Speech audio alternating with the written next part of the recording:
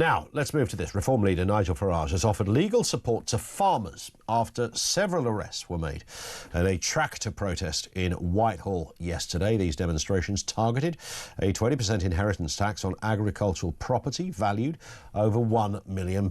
Introduced, of course, by, who else, Chancellor Rachel Reeves last year. Alan Miller was at the protest yesterday. He took this video while he was there, and you'll note the issue at hand as soon as you see it. Have a look and a listen. We've had 2 years of mad protests, and now we have this farmer being arrested by Trafalgar Square, a public space, on Section 14 notice, on a basis that for weeks this has been planned. There's a budget today. Rachel Reeves is in there. They're about to attack family farms and our whole backbone.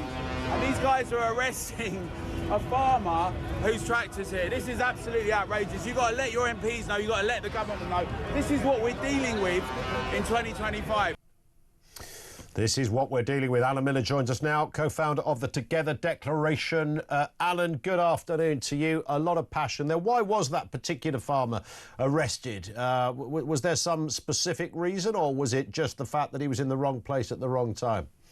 I think, Ian, the police, Met Police, issued a Section 14, which means that it's a dispersal notice under the Public Order Act. They did that after 5 p.m. The night before, announcing, after weeks being in discussions about this protest and the previous one being very orderly and calm and efficient and professional, that they would not allow any tractors into the area. Obviously, what that also meant was across London there were lots of tractors and Whitehall was pretty empty. So even on its own grounds, it was counterproductive. They did it on the basis that it would be disruptive and that keyword safety. But actually, one can't help but think it was utterly political. They didn't want the optics of tractors outside 10 Downing Street and by Parliament on the day of the budget. But the farmer was actually going to his vehicle. Some of the farmers had tractors on the roundabout. They were stationary. And one police officer was very agitated. And as the farmer went to apparently get keys out of his pocket, he was then arrested. And people were absolutely shocked. But a number of farmers were arrested yesterday, Ian. Some earlier in the day. Many were prevented and stopped and given the actual Section 14 notice. And some subsequently when they were going back to their vehicles later in the day, and they were taken off, the vehicles were taken off, people were arrested. So what we can see here is a very uneven, not policing without fear or favour, but a direct attack on a very particular type of calm protest that, you know, we should have the democratic right to protest.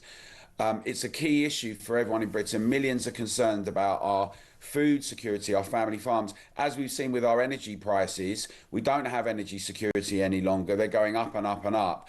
And the British public are very concerned about this. So, you know, those images went worldwide, but people are furious that we've seen so many scenes across the nation over the last couple of years. And this particular protest was handled in this way. And it's interesting that, I mean, it's always just, you know, farming, there's something about the entire world, the notion, the image that it conjures up, what it's there to do, its history, the family links of farming, which are absolutely solid and crucial. You know, this isn't about somebody inheriting a farm and then flogging it for a few quid.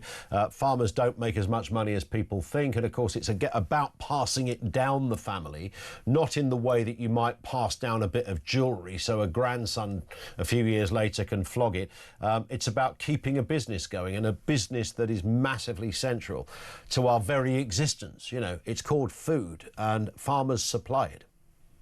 Absolutely, Ian. And we, you know, in the 3 days preceding the protest, there were a number of slow drives around different regions and cities and the coastal areas of Britain, and we attended a lot of them. And you can see that the public really come out and support. They're all honking, they're greeting, they're coming over and saying thank you to our farmers. And we've got second, third, fourth, fifth generation farmers that simply won't be able to continue. Now, there's been a tiny concession, so it should be noted that even though the Labour Party has kind of doubled down generally, I think they recognise the strength of feeling. So what they've done is they've said, rather than just the 1 million, you can now make it 2 million by sharing it with a spouse. Now, of course, as you say, the majority of farms, that covers very few farms, because the majority of farms have buildings, they have machinery, they have assets. These are not just leisure, enjoyable items. These are things that are central to keeping the business going. Yeah. And their net profit is tiny. They do this because it's a vocation, it's a way of life, it's part of the provenance and the lineage.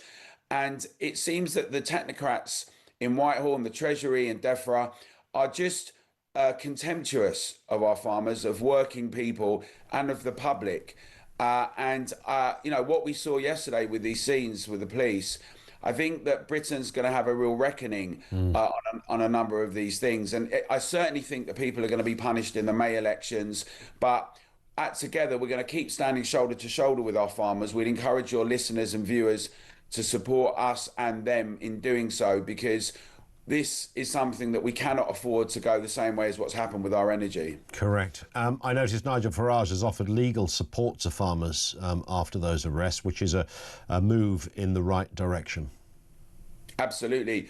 Nigel Farage came out very quickly, in fact, as soon as he'd heard about these arrests, and said that, you know, him and Reform would underwrite the legal costs of any farmer that's had this issue. And I think it speaks volumes, the difference in approach between a party that has the word Labour, is called Labour, that doesn't really care about labouring working people any longer, and then potentially a party that's a government in waiting and a prime minister in waiting that is very serious about farming. And he has said on numerous occasions that, you know, Reform would abolish the death tax for everyone, actually, IHT for all, because we've already paid income tax, capital gains tax, corporation tax, on and on it goes. Yeah. So, you know, I think that we really need to get to grips with the situation with agriculture in Britain and take it very seriously. Spot on. Alan, it's always great to have you on, you know that. Thank you for coming on today. He is Alan Miller, co-founder of the Together Declaration. Thank you to him. And any comments on that particular issue? I think that's another one of those areas that goes sort of to the heart of what this Labour government simply don't understand. They don't get it. They're not, you know, the whole farmer thing. They're just landowning Tories in their mind. And that, I genuinely believe, is the springboard for a policy such as this. They just pulled it out the bag. Obviously, we also had the VAT on private schools, which comes from the same locker as this kind of thinking. It's all those areas that kind of just niggled them and bothered them and bugged them. Flipping Tories and their money and their traditions and their ways. We don't need these people. It just got the better of them. Because those that remain socialists after the age of about, let's be generous, after the age of 25, are essentially mentally ill. And that's not a pejorative. I mean, it's not. I'm not attempting to just be smart on saying that, but it is an illness, and it's a psychological illness, and one that I'm sure there are treatments out there that you could get. But the fact that you remain in that position makes you sort of a fairly disturbed character when it comes to logical thinking. You're unable to think properly and straight. So you sort of subscribe to wherever you've planted your flag, rather than logically employing what is demonstrably best. You will rather just go for what gives you the nicest feeling in the pit of your belly. It's kind of, you know, it's identity politics. It's that, but writ large in a more dramatic and damaging fashion.